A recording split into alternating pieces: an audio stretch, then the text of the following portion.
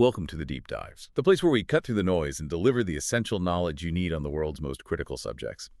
Today, we are wrestling with a topic right on the cutting edge of technology and morality, the rapidly evolving and highly contentious role of artificial intelligence in modern warfare. Yeah, it's a huge topic. And when most people think about AI in combat, their minds jump straight to, killer robots, lethal autonomous weapon systems, or law WX. Right, the Skynet scenario. Exactly. And the whole legal debate around whether a machine can really meet that requirement of non-indiscriminacy under the laws of war. But we're aiming a bit higher today, aren't we, based on the sources we've got lined up? We are. We're trying to ask a deeper question, one that's really rooted in international humanitarian law, IHL, and the principle of humanity itself. Bridges. How can AI be proactively used to protect civilians? To actually lessen suffering, injury, destruction, not just, making sure the violence it enables isn't technically indiscriminate, but actively reducing harm. That's a really important distinction, and that's the central tension we're diving into today, because the sources we have paint two, vastly different pictures. They really do. On one side, you've got this strategic, almost idealistic vision. That's the CNA framework we'll be talking about. It meticulously maps out AI's potential as a comprehensive harm mitigation tool across the whole military decision cycle. A force for protection, essentially. Potentially, yes. But then on the other side, we have these detailed reports describing the, controversial and incredibly high-speed, high-volume application of AI in actual targeting. And this draws specifically from systems used in the recent conflict in Gaza. That's right. And these sources, they paint AI not really as a safety net, but more as a powerful targeting multiplier, something that accelerates the process. So our mission today is to try and synthesize these two, frankly, contrasting narratives for you. We want to understand AI's theoretical capability as a civilian protection tool versus its demonstrated capacity right now as a system that seems to dramatically accelerate the pace and volume of war. And with that acceleration comes serious questions about eroding human control and judgment, right? Absolutely. That's at the heart of it. Okay, let's unpack this. Before we can even think about applying AI as some kind of solution, we really need a detailed, almost forensic understanding of the basic problem. Why does civilian harm actually happen in military operations? It's not just one simple mistake, is it? Oh, absolutely not. It's complex, a whole tapestry, really, of systemic failures, cognitive biases, immense time pressures. It's not straightforward. So where do we start untangling that? Well, the CNA analysis, which is, built on looking at thousands of real-world incidents, gives us a pretty clear framework. It organizes the causes into two fundamentally different categories. Okay. And these different categories, they require fundamentally different solutions. You can't just apply one fix. Right. So what's the first main category they identify? The first one is misidentification. Misidentification. Correct. And this is kind of the foundational error. It's a mistaken belief that a civilian, or maybe a civilian building or object, is actually a valid military target. So if you get that wrong right at the start. Exactly. If you make that mistake, it doesn't matter how precise your weapon is. The mistake is already baked into the decision. You're aiming at the wrong thing. Okay. And this misidentification, does it break down further? It does, into two distinct subcategories. The first one they call misperception. Misperception. How does that work? Misperception is when the person or the object looks threatening, or maybe it matches some kind of designated threat profile or signature, Give me an example. Okay, well, maybe an operator or even an AI system misinterprets someone's behavior. Say, a civilian carrying a shovel is misperceived as carrying a rifle in low light or from a distance. Or someone makes a sudden move that looks suspicious. Right, or it could be electronic. Maybe someone is using a communication device, a phone or radio, that's been associated with a hostile network. So the system flags the signal, but it's actually just, someone calling their family. Potentially, yes. Benign activity gets misinterpreted as hostile based on that electronic signature match. It's a sensory error or an immediate interpretation mistake. That makes sense. It's about what you see or detect right now. But the second type, misassociation, that sounds different. More insidious, maybe. Yeah. Because it develops over time. It is. It's a really critical and unfortunately recurring risk factor.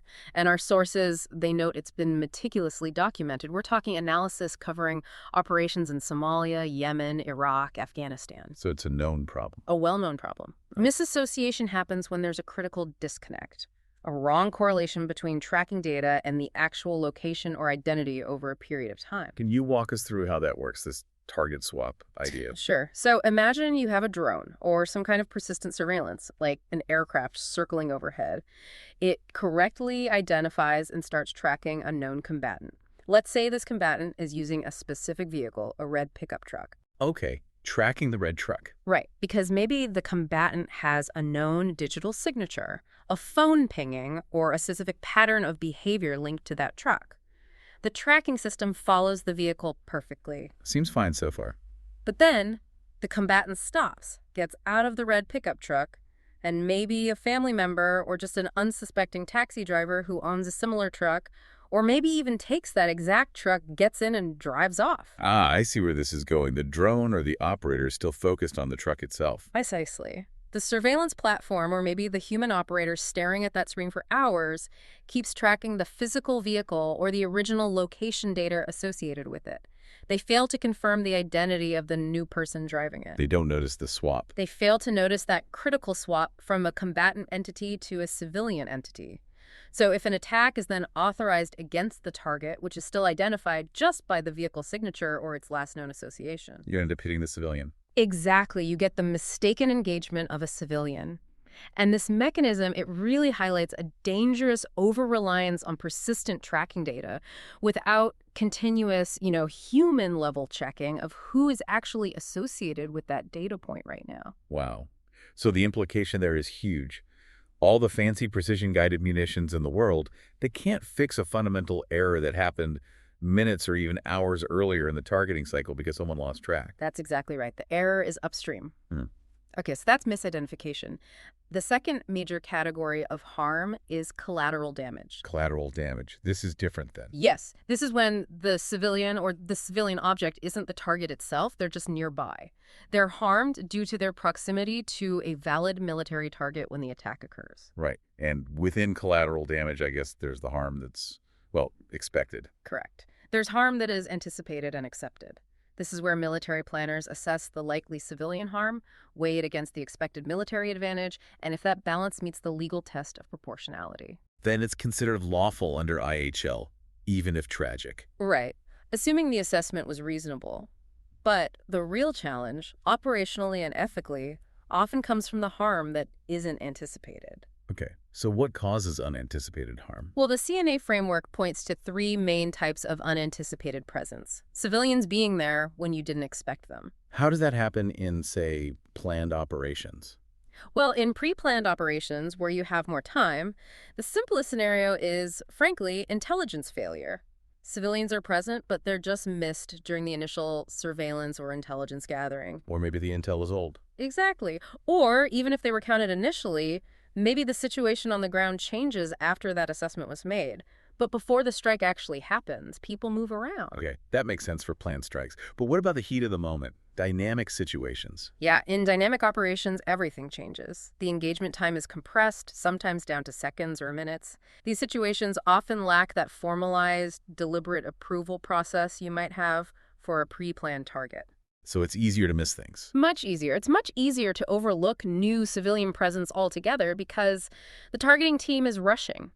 They're focused on satisfying the decide and act parts of the decision loop, the OD loop, very quickly. And critically, our sources highlight one type of unanticipated presence as being particularly common, especially in recent U.S. operations. Yes, that's transient civilian presence. This seems to be a really frequent mechanism for civilian harm. Transient, meaning people just moving through. Exactly. It's the ultimate timing problem. It happens when civilians move into the target area right around the very moment of engagement, just before the weapon hits, or maybe even as the decision is being finalized. Why is that so hard to catch? Because the targeting team's attention, understandably perhaps, is fixated on the primary military target, the high-value individual, the enemy weapon system, the building they need to destroy. Tunnel vision. Complete tunnel vision. They simply fail to observe or maybe fail to register the significance of individuals or vehicles entering the peripheral area in those crucial last few seconds before the final decision is locked in. It's a cognitive bottleneck, isn't it? Yeah. Human focus, especially under stress, just can't process everything. Precisely. You filter out what seems like peripheral data, Okay, so that's unanticipated presence. The final subcategory under collateral damage is unanticipated effects. Unanticipated effects. So this isn't about people being there unexpectedly. It's about the weapon doing something unexpected. Right. This covers things like mechanical failures or unpredictable consequences of the strike itself. It could be issues with the weapon's performance. Maybe a precision weapon misses the target entirely and hits an adjacent civilian area. Or it hits the target, but the blast is bigger than expected. That too. Or, even more dramatically, you get secondary explosions. The initial strike hits the intended target, but that target then explodes in a much larger way because, say, it contained hidden fuel or ammunition. And that secondary blast then causes harm far outside the weapon's intended direct effect radius, hitting a nearby civilian neighborhood or market. Exactly. Striking a hidden cache of munitions or fuel, causing a secondary blast that affects a whole neighboring block that wasn't part of the original risk assessment. Okay. It's really clear from this breakdown that civilian harm isn't just some unavoidable fog of war. It's actually a complex, systemic issue with identifiable failure points. It can be mapped, categorized. And potentially, as we'll discuss, potentially mitigated. If we understand the specific causes, we can start thinking about specific solutions. Right, so now that we have a clearer picture of why harm happens, those specific mechanisms like misassociation or transient presence, we can look at how AI could be proactively developed to tackle those specific repeatable problems. And the CNA framework, it doesn't just jump to tech solutions, right? It introduces a broader concept first. That's right. It starts by introducing the Civilian Protection Life Cycle, or CPLC. And this is important because it fundamentally shifts the focus of mitigation away from just that single moment of the trigger pull. So it's looking at the whole process. What are the phases? It's a comprehensive, adaptive approach. It has 6 phases: mission and mandate, planning, operational execution, assessment response, and finally, learning and adapting. The idea being that attention to civilian protection isn't just a final checklist item before firing. Exactly. It should be an active consideration at all points in that cycle, from the very beginning when you define the mission, right through to learning lessons afterward. And within that life cycle, AI can play a role. It can. Now, the CNA paper is clear. Some highly complex, really open-ended tasks like, figuring out the overall strategic alternatives to using force or broad environment shaping, those are probably ill-suited for the narrow AI we have today. AI isn't strategic thinking, not yet anyway. Not yet. But many specific high-leverage functions are ripe for AI application because they directly counteract those specific risk factors we just laid out. Okay, let's zero in on those. Yeah. Starting with what you said was the most frequent harm mechanism, detecting transient civilian presence, that tunnel vision problem. Yes. This looks like an ideal application for computer vision, CV, powered by machine learning. CV systems are great at object identification and tracking. So while the human operator might be locked on to the main target, The CV system can be passively processing, say, 360 degrees of the sensor feed. It could automatically detect a new heat signature, a person walking, a vehicle moving into that predefined proximity zone around the target. something a tired or stressed human operator might easily miss, especially sorting through massive amounts of video data. Absolutely. The AI acts as a kind of sophisticated digital peripheral vision, constantly scanning, helping to prevent that dangerous tunnel vision effect. Okay, that makes a lot of sense. What about identifying things that shouldn't be targeted? Protected sites, for instance. That leads us to recognizing protected symbols. We're talking about those universally accepted symbols for medical facilities, religious sites, cultural heritage, the Red Cross, the Red Crescent, the Blue Shield, etc. Things that are legally protected under IHL. Correct. AI and machine learning can be trained to automatically identify these symbols in real-time imagery, whether it's from satellites or drones or other sensors. And this functions like an automatic safety check. Precisely. It acts as an automated safety net. Now, we have to acknowledge realistically that sometimes belligerents misuse these symbols in violation of the law. That's a separate issue. But the AI flagging it forces a pause. It forces operators to pause and double-check. Is this potential attack planned near a hospital, a school, a mosque that maybe got missed during the complex human planning process? Our source mentions the Australian Armed Forces have actually tested this capability already. Interesting. Okay, what about that tracking problem we discussed? The target swap issue, detecting misassociations. Yeah, this is a fascinating potential application. It leverages AI's strength in pattern recognition over time, not just in a single snapshot. How would that work? Well, if an AI system is tasked with tracking a specific target entity over time, it could apply continuous critical scrutiny. It wouldn't just follow the location data, the red truck. It would constantly check if the entity being tracked still matches the original characteristics and intelligence signature. Like, does this entity still behave like the combatant we first identified? Does it still have the same communication patterns? Exactly. It's essentially performing a continuous audit function, trying to verify that the target entity hasn't been inadvertently swapped with a civilian during, say, a surveillance handoff between shifts or when a vehicle changes hands. That sounds like AI could enforce a kind of tactical patience that human operators under pressure might easily lose. That's a good way to put it. It could provide that automated check against rushing to judgment based on stale data. Okay, moving beyond the immediate strike, what about preventing those wider cascading humanitarian consequences when infrastructure gets hit? Right. That brings us to deconflicting with critical infrastructure. This is something human planning, frankly, often fails to fully consider the widespread, long-lasting, sometimes catastrophic effects on civilian populations when essential services are disrupted. We're talking water treatment plants, power grids, sanitation systems. Exactly. Things that might not seem like direct military targets, but whose destruction has devastating knock-on effects. AI could be explicitly tasked to identify the locations of all critical civilian infrastructure within an operational area. And then what? Just flag them. Flag potential attacks at or near them. This would force a mandatory risk assessment and mitigation review much earlier in the planning cycle than a human analyst focused on the immediate military objective might otherwise initiate. Preventing those downstream disasters. And finally, underpinning all good targeting and mitigation is good intelligence, right? Robust understanding of the environment. Absolutely. Which leads to the idea of using AI for robust civilian pattern of life, POL analysis. Pattern of life. Understanding how civilians normally move and behave in an area. Yes, but taking it to a much more sophisticated level using AI. This requires bringing together diverse AI domains, what's sometimes called sensor fusion. What kind of domains are we talking about? You could be leveraging data from distributed sensor swarms, using computer vision again for dynamic object recognition and classification, identifying civilian vehicles versus military ones, crowds versus formations. What else? You could integrate crowdsourced mapping data, like OpenStreetMap, to understand population density and building use, and even using natural language processing, NLP. NLP.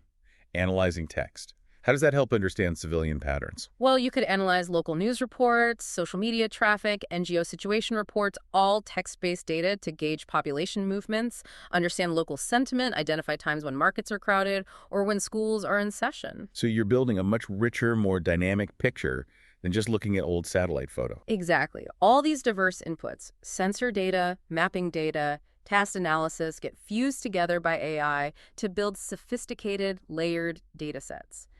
These data sets can then help anticipate where civilians are likely to be, when they're likely to be there, and inform military risk policies accordingly. For instance, knowing that a certain neighborhood has a high density of civilian cell phone usage between 8 a.m. and 4 p.m.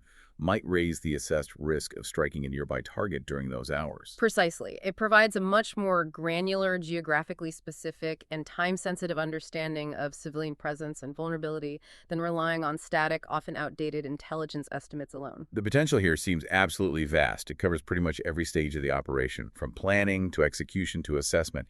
If you look at the CNA framework, those matrices connecting the CPLC phases with specific AI domains, where do they suggest the greatest potential lies? Overwhelmingly, the analysis points to the planning phase and the operational execution phase as having the highest potential for AI leverage. Okay, within planning. Specifically, developing that pattern of life for civilians element we just discussed. That shows the greatest potential, with 19 distinct associations to different AM applications listed in the CNA analysis. They suggest using everything from causal reasoning models to agent-based simulations to model and predict civilian activity and risk. 19 different ways AI could help build that POL picture. Wow. And under operational execution. The element of tactical patience stands out. It had 18 associations. Tactical patience. Enforcing that pause. That strongly supports the idea we discussed earlier. that a primary mitigating role for AI during execution could be to help enforce mandatory pause protocols or warnings if certain risk factors suddenly appear, like the CV system detecting a transient civilian signature near the target zone. Interesting. And overall, which specific AI domains seem most applicable across the whole CPLC? According to the CNA mapping, the top domains are training using things like advanced agent-based models, sophisticated war games, virtual reality environments to train operators in complex civilian risk scenarios. Second, cyberspace specifically leveraging analysis of social networks and crowdsource mapping data, like we mentioned for POL. And third, planning and scheduling tools, particularly those designed for planning complex operations under conditions of high uncertainty. So the key takeaway here is that these aren't just like futuristic sci-fi ideas. The CNA framework suggests many of these AI applications are mature. They use existing AI domains. That's the point. The argument is that these capabilities could be harnessed for civilian protection right now if the will and the resources were directed towards developing and implementing them for that specific purpose. Okay, so we've just established this really quite extraordinary potential for AI to act as a kind of safety net, enforcing protocols, providing that digital peripheral vision, maybe auditing human decisions to catch errors like misassociation. It sounds like it could be an ethical shield almost, designed to uphold IHL and protect civilians. That's the potential, yes. That's the vision laid out in the CNA framework. But the data we have from real-world conflict, particularly the recent examples, seems to tell a very, very different story. When militaries have actually deployed these powerful AI tools on a large scale, was the primary goal mitigation? Or was it something else? Well, the evidence available, particularly from the sources discussing the conflict in Gaza, strongly suggests the latter: acceleration, speed, volume. So it presents a specific, recent, and frankly, quite sobering example of AI-assisted targeting in practice. It does. And in this context, the primary operational driver appears to have been about increasing the volume and speed of targeting. It was about solving an intelligence bottleneck problem, rather than primarily being about solving a civilian protection problem. That was the bottleneck. Apparently, the Israeli Air Force had run into a recurring issue in previous conflicts, like back in 2014 or 2021. They would, according to reports, literally run out of high-value, pre-vetted military targets relatively quickly. Which creates a problem if there's political pressure to keep up the military momentum. Exactly. It could lead to pressure to bomb targets of maybe questionable military value just to show activity. So there was a drive to potentially industrialize the process of target generation, find more targets faster. And this led to the development of specific AI systems. Yes, systems like one known as the Gospel, or Habsora in Hebrew. This system was reportedly developed by Israel's famous Unit 8200, their Signals Intelligence Corps. And its specific purpose was to address that target shortage. Precisely, to find new potential targets hidden within the absolutely vast amounts of surveillance and communication data they collect. How does a system like the Gospel actually function? What's it doing? It uses machine learning, primarily for pattern matching. It sifts through enormous data sets, everything from, cell phone locations and call records, known addresses, maybe utility usage patterns, social network connections, metadata looking for patterns that match those of known militants or military assets. And based on those patterns, it recommends targets. It automatically recommends potential targets, yes. And these targets, according to the sources, include not just military structures or equipment, but also individuals. And critically, it often listed the private homes of suspected operatives as potential strike points. Private homes, that's a significant detail. And the sheer volume of targets it could generate. It was huge. Staggering, based on the reports. A former head of the IDF was quoted in one source stating that the Gospel could generate recommendations for 100 bombing targets per day. Per day. How does that compare to before? The comparison given was that human analysts using traditional methods might have produced maybe 50 confirmed actionable targets per year. 50 a year versus 100 a day. That's an astronomical increase, an industrial pipeline for targets. It represents an exponential increase in the potential input to the targeting cycle. Now, once the Gospel produces this massive list of potential targets, another AI system reportedly takes over part of the next step. Which system is that? A system apparently called Fire Factory. This one seems to be more about the logistics after a target is selected for strike. So Gospel finds the target, Fire Factory helps plan the attack. Kind of. Fire Factory is described as being designed to cut the assembly time of the attack itself. It automatically calculates the necessary munition loads for different potential targets, helps prioritize them, assigns specific targets to available aircraft, and even proposes a strike schedule for the human mission planner to approve. So what used to take human planners potentially hours of coordination checking fuel loads, weapon availability, airspace deconfliction. Fire Factory reportedly reduces that process to mere minutes. Again, it's about dramatically accelerating that OODA loop: observe, orient, decide, act, making the whole process much, much faster. Okay, so Gospel finds targets, including homes. Yeah. Fire Factory speeds up the attack planning. And then there was another system mentioned, one focused purely on targeting people. Yes, a system reportedly called Lavender. Lavender. What was its role? Lavender is described as an AI-powered database specifically focused on generating human targets, identifying individuals allegedly linked to Hamas or Palestinian Islamic Jihad, PIJ. How many people are we talking about? Well, at one stage, according to the sources citing Israeli intelligence officials, the Lavender system had reportedly identified as potential targets up to 37,000 Palestinian men. 37,000. Yeah. Identified by an algorithm. Based on what? Based purely on pattern matching, it seems. Specifically, the system assessed how similar their communication patterns, movement patterns, social connections, and other metadata points were to the profiles of previously known, confirmed Hamas or PIJ operatives. So if your digital signature looked statistically similar to a known militant signature, Lavender might flag you. That appears to be the principle, yes. What about accuracy? Surely a system generating that many potential targets must have an error rate. Well, the sources report that the system was internally audited or checked. Apparently, random sampling and cross-checking its recommendations against existing intelligence led the military to conclude it had approximately a 90% accuracy rate. 90%. 90%. And this accuracy rate, though obviously imperfect, was considered sufficient, reportedly, for the system to get sweeping approval for use. Not as a final decision maker, but as a target recommendation tool, particularly for attacks targeting more junior alleged operatives. Okay, hold on. Let's process that. A data set of potentially 37,000 people flagged, an accuracy rate of 90%. That means 10% are potentially misidentified. That's 3,700 people. Correct. 3,700 individuals who the system got wrong, potentially. How did the sources indicate the military reconciled that huge margin of error, those thousands of potentially innocent people flagged by an algorithm, with the fundamental legal requirement under IHL to verify the military objective of every single attack? That really is the core legal and moral friction point highlighted by these reports.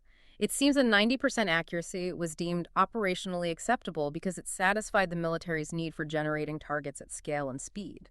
But the human cost of that 10% error margin is potentially enormous. It is. And this combination of AI systems, gospel finding structures and potential targets, Lavender identifying associated individuals, Fire Factory speeding up the logistics, it resulted in what sources described as an acceleration of the bombing campaign to an astonishing pace. An astonishing pace which, inevitably perhaps, placed immense strain on the human element in the loop, the review process. Absolutely. The sheer volume seems to have led to a potential breakdown in what experts would call meaningful human review. We saw the numbers. The Israeli military stated they struck over 22,000 targets since October 7, 2023. That pace must have put huge pressure on the people approving these strikes. Intelligence officers who worked with these systems testified to that effect, according to the reports. They described being under constant pressure to generate approvals for more and more targets, which inevitably accelerated the required human review process to, well, a dangerous extreme. How extreme? One source, an individual who said they personally used the Lavender system, was quoted describing their review time for the AI's recommendations. They stated they often spent only about 20 seconds for each target. 20 seconds. 20 seconds, just to basically verify it was a male individual. Well, That was the extent of the human check described in that instance. This person went on to say they felt they had zero added value as a human apart from being a stamp of approval. 20 seconds. That's barely enough time to even register the information on a screen, let alone exercise meaningful, independent judgment.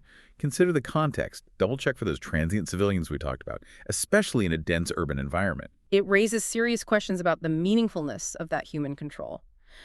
And this accelerated process, this pressure for volume, it ties directly into perhaps the most controversial aspect detailed in these reports: the alleged practices regarding collateral damage calculation. Right.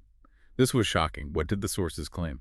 Sources, including individuals reportedly involved in the targeting process, alleged that target researchers knew in advance the expected number of civilian casualties, what's often termed the collateral damage estimate or score for strikes, particularly on the private homes identified by systems like Gospel or Lavender. They had a number beforehand. Apparently, yes. And for strikes targeting top-ranking Hamas or PIJ officials, the pre-authorized permitted civilian kill limit was reportedly sometimes in the dozens, or even, according to one source, potentially over 100 anticipated civilian deaths for a single high-ranking target. Over 100 civilians deemed acceptable collateral damage for one person. But it wasn't just for the senior leaders, was it?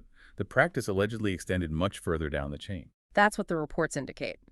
For low-ranking militants, individuals identified perhaps primarily by the Lavender system, those with presumably minimal actual command influence or military significance. What was the alleged number for them? Sources indicated that the permitted collateral damage allowance for targeting a single low-ranking alleged operative was initially set at up to 15 uninvolved civilians, and that this limit was sometimes raised to as high as 20 civilians killed for one low-level target, regardless of their specific rank or operational importance. 15 or 20 civilian lives potentially traded for one alleged low-ranking militant, identified by an AI with a known error rate, targeted often in their family home. That sounds like an industrial approach to calculating acceptable death. It implies a level of pre-authorization based on category rather than specific circumstance. What was the reaction from IHL experts cited in the sources to this kind of pre-authorized ratio system? The IHL experts consulted expressed deep alarm. They heavily criticized the notion of pre-authorizing fixed collateral damage ratios in this way. Why? What's the legal problem? They emphasized that the principle of proportionality under IHL, that crucial judgment of whether the expected concrete and direct military advantage of a specific attack outweighs the expected incidental harm to civilians, must be assessed individually for each specific strike. Based on the precise context at that moment. Exactly. Based on the specific intelligence, the specific target, the specific surroundings, the specific weapon choice, the specific civilian presence at the moment of engagement. It cannot, they argue, be lawfully determined by applying a generic, pre-approved category or ratio based solely on the target's alleged seniority or affiliation. And there was another factor mentioned that likely exacerbated the civilian toll in these strikes on lower-ranking targets. Yes. The reports also mentioned the alleged widespread use of unguided munitions, so-called dumb bombs, for many of these strikes, particularly those against the lower-ranking individuals identified by AI. Why use unguided bombs if you have precision ones? Well, unguided bombs are typically cheaper and available in much larger quantities. Using them allows for a higher volume and faster tempo of strikes compared to relying solely on more limited stocks of expensive precision-guided munitions, PGMs. But the consequence? The consequence is that unguided bombs are inherently less accurate. They have a much larger potential impact area and zone of error. Using them, especially in densely populated urban areas like Gaza, dramatically increases the risk of causing unintended destruction and exacerbating the scale of civilian casualties, even if the target itself was considered legitimate. So this picture emerges of unprecedented speed, unprecedented volume, and a significant delegation of targeting recommendations, if not decisions, to algorithms.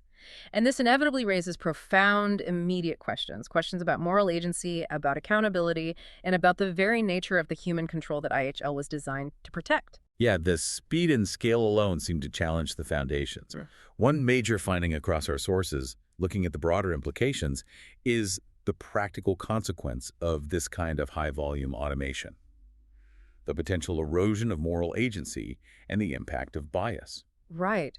Research in human-computer interaction highlights a well-known phenomenon called automation bias. What is automation bias? It's the tendency for human operators to over-rely on the outputs of automated systems, to basically trust the machine, sometimes implicitly, giving the AI's recommendation too much weight in complex decisions. Even if they have conflicting information or maybe just a gut feeling that something's not right. Exactly. People tend to defer to the computer, especially under pressure or fatigue, and this can happen even when the AI might be systematically making errors or misidentifying targets due to flaws in its programming or data. And this bias is compounded by another psychological effect mentioned. Yes, the effect of objectification. When targets are reduced to data points, lines on a spreadsheet, icons on a map generated by an algorithm, Some research suggests that integrating AI into the targeting process can facilitate the objectification of human targets. It makes them seem less human. It creates an abstraction, a distance. And this abstraction, this objectification, could potentially lead to a heightened, almost normalized tolerance for collateral damage among the human operators involved. It essentially makes the brutal calculations we discussed potentially easier to accept psychologically. And then there's the massive issue of the AI itself being biased based on its training data, algorithmic bias. This is fundamental. An AI is only as good or as unbiased as the data it's trained on, and our sources noted a specific potential problem highlighted in a 2021 internal review of that gospel system we talked about. What was the issue? The review apparently found that the initial training data used for the gospel was heavily skewed. It contained robust data on characteristics associated with things that were eventually confirmed as legitimate targets. Okay, that makes sense. Train it on what a target looks like. But critically, the dataset apparently lacked corresponding intelligence or data on things that human analysts had previously investigated but ultimately discarded as not being targets. False leads, irrelevant connections, civilian infrastructure. Ah, so the AI only learned what to hit. It never learned what not to hit, or what a near miss in identification looks like. Precisely. If the system is only trained on successful engagements or confirmed targets, it risks essentially mimicking and amplifying human confirmation bias or other biases present in the initial intelligence gathering. If human analysts tended to ignore certain types of data, the AI learns to ignore it too. Exactly. If the system never learns to recognize the signatures of things that aren't targets, it risks reinforcing existing human prejudices or systematic errors within the intelligence chain. It's crucial to remember the AI's output isn't objective truth or moral reasoning, it's statistical probability. It's just saying, based on the patterns I was trained on, this new data point looks 90% similar to things previously labeled target. Correct. And that reliance on statistical correlation rather than human deductive reasoning or contextual understanding really amplifies the danger inherent in that 10% error rate, those potential 3,700 misidentifications we discussed with the Lavender system. Okay, this all leads us directly to the critical concept of meaningful human control, or MHC. IHL experts seem to view this as an absolute bedrock requirement for maintaining compliance with the rule of law in warfare, especially with AI involved. Absolutely. International humanitarian law fundamentally dictates rules for human beings, for human commanders and soldiers, not for machines. The core legal rules, like verifying the military objective, assessing proportionality, taking precautions, canceling an attack if circumstances change, all inherently require human judgment applied to each individual attack. So how do you maintain that meaningful human judgment when AI is recommending targets every few seconds? What are the key elements needed for MHC? Our analysis, drawing from legal scholars and groups like Article 36, points to 4 key elements being necessary. First, that technology itself must be predictable, reliable, and transparent. Meaning the users have to understand it. Yes. Users must have a reasonable understanding of how the system works, how it arrives at its recommendations, and crucially, how and why it might fail its limitations, its potential biases, its vulnerabilities under novel or adversarial conditions. No black boxes. Okay, transparency and predictability. What's second? Second, the human decision maker needs accurate information. And this isn't just about the technical performance metrics of the AI, it means having the full operational context. Like what? Like understanding the technology's capabilities and limitations, the commander's intent, the desired military outcome, the rules of engagement, and critically robust, up-to-date information about the operational environment, including civilian presence and patterns of life. And there's a legal consequence here, isn't there, regarding the scope of the AI's operation? Yes. The analysis suggests that the greater the geographical area and the longer the duration of an operation being managed or significantly influenced by an AI system, the inherently less predictable that system becomes, and the more difficult it is for a human to maintain meaningful control over all its potential effects. Complexity reduces control. Okay. Third element for MHC. This seems like the toughest one in a high-speed context. It might be. It's the need for timely human judgment and action. Timely as in having enough time to actually think. Exactly. The human decision point, the point where a human reviews the AI's output and makes a command decision, must be genuinely timely. Because as we've seen, the accuracy and relevance of battlefield information degrade incredibly rapidly. That 20-second review window seems fundamentally incompatible with timely judgment. It certainly raises that question. If a Yeah. new piece of critical information comes in, like a transient civilian entering the target area just before weapon release, the human operator must have the genuine capacity, the authority, and the time to intervene, to pause, to reassess, to cancel or suspend the attack if necessary. If the machine is setting the pace, the human becomes a rubber stamp, not a controller. That's the danger. The human is relegated to the role of a passive observer, or at best, a very hurried validator, rather than an active commander exercising judgment. And the fourth and final element for MHC. A robust framework of accountability. Accountability, meaning someone has to be responsible if things go wrong. Precisely. And accountability needs to encompass the entire system, the entire chain of command and production. It's not just about the commander who gave the final fire order. It includes the people who built the AI, the people who trained it. Yes. Accountability must potentially extend to the technology developers, the programmers, the data gatherers who curated the training sets, the intelligence analysts who interpreted the data, and the commanders who set the operational parameters and rules of engagement within which the AI operated. If a failure occurs, the culpability needs to be traceable back to the specific human decisions or system flaws that caused it. And the sources warn that without rigorously meeting all four of these requirements for MHC, there's a serious risk of legal erosion. There is a significant risk. If genuine human control over individual targeting decisions is diluted or becomes purely symbolic, Like the 20-second review. then there's a danger that the very concept of an attack under IHL starts to shift.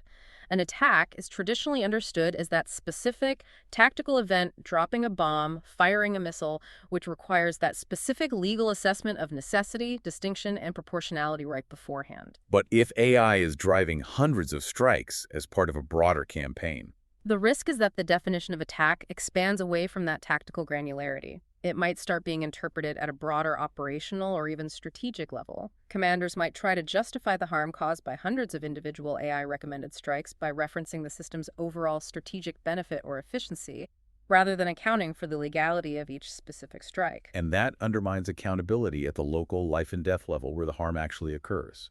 Exactly. It risks eroding the core protections that IHL aims to provide at the point of impact. Okay, beyond these critical, ethical, and legal challenges centered on human control, the sources also flag inherent technical risks related to the robustness and security of these complex AI systems themselves, risks that add another layer of unpredictability. That's right. These systems are powerful, but they're not infallible, and they operate in hostile environments. One risk is simply that AI algorithms are often multi-use technology. Meaning they can be used for things they weren't designed for. Yes. An AI system designed for, say, logistics planning might be repurposed by end users on the ground for target identification, a task its original designers never intended or validated it for. This can lead to unforeseen and potentially hazardous outcomes because the system isn't optimized or tested for that new role. Then there's the obvious security risk. A critical one. Adversarial manipulation.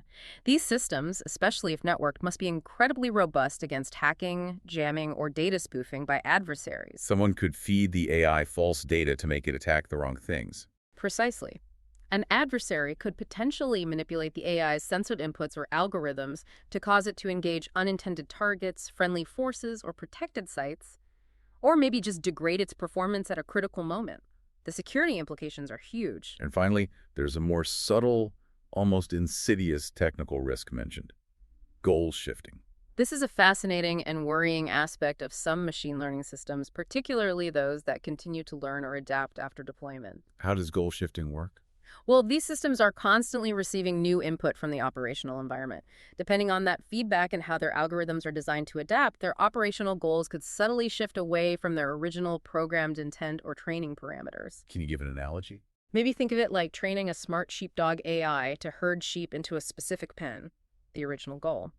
But over time, based on its real-time experience of which sheep are easy to herd and which calves are quickest, the AI might start prioritizing herding the easiest sheep into any nearby pen because that maximizes its short-term success metric, number of sheep penned per hour, even if that wasn't the farmer's strategic intent. Get all sheep into the correct pen.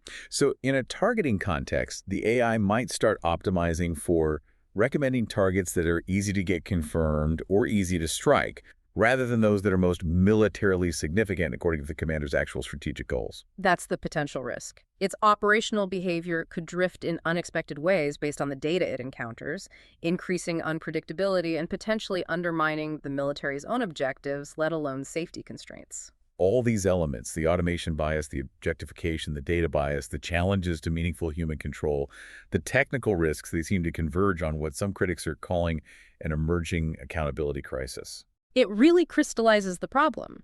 If a high-volume AI-driven targeting system like Lavender makes mistakes, and with a 10% error rate, those mistakes could number in the thousands who ultimately is responsible. Is it the junior analyst who spent 20 seconds reviewing the recommendation?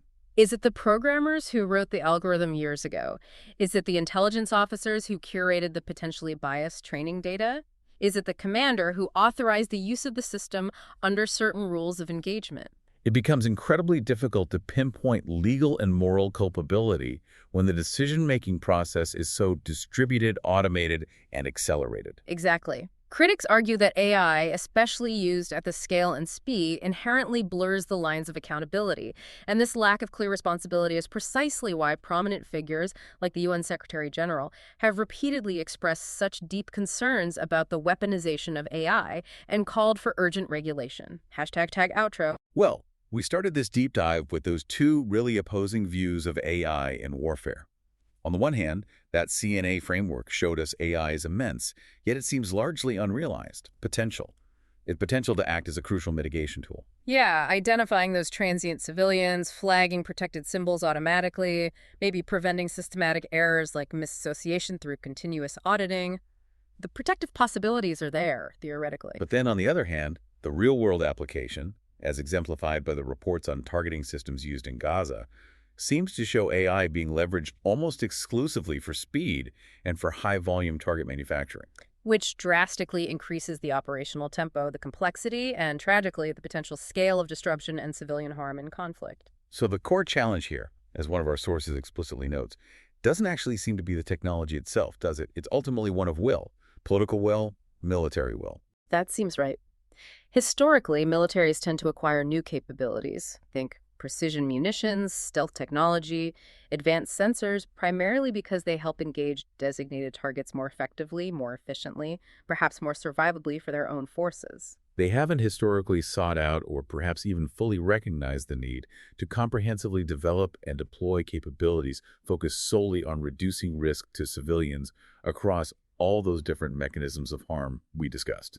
The current AI capability set being deployed seems primarily designed for acceleration and efficiency in the targeting process, not necessarily for comprehensive, proactive civilian protection across the board. The protective applications we discussed, while feasible, don't seem to have been the priority for development and deployment so far. So the question for the international community, for policymakers, for military planners, it's less about whether AI can be used for protection. And more about whether there will be the political and ethical commitment, maybe even international standards or regulations, to demand that it is used that way. AI can provide that digital humility, that automated check, that tactical patience we talked about, but only if military doctrine, training, and procurement priorities actively demand and incentivize it.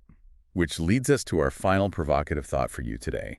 Building on the weight of everything we've discussed, if AI's primary function in targeting continues down this path of accelerating the observe, orient, decide, act loop, accelerating it to the point where human analysts are reportedly making life and death targeting validation decisions in less than 20 seconds, how long can the international community realistically maintain the legal and ethical requirement for meaningful human control over individual attacks before that critical term, meaningful human control, becomes functionally, legally, and morally meaningless itself? That's the question we're facing. Something to mull over as we watch this powerful technological trajectory continue to unfold in conflicts around the world.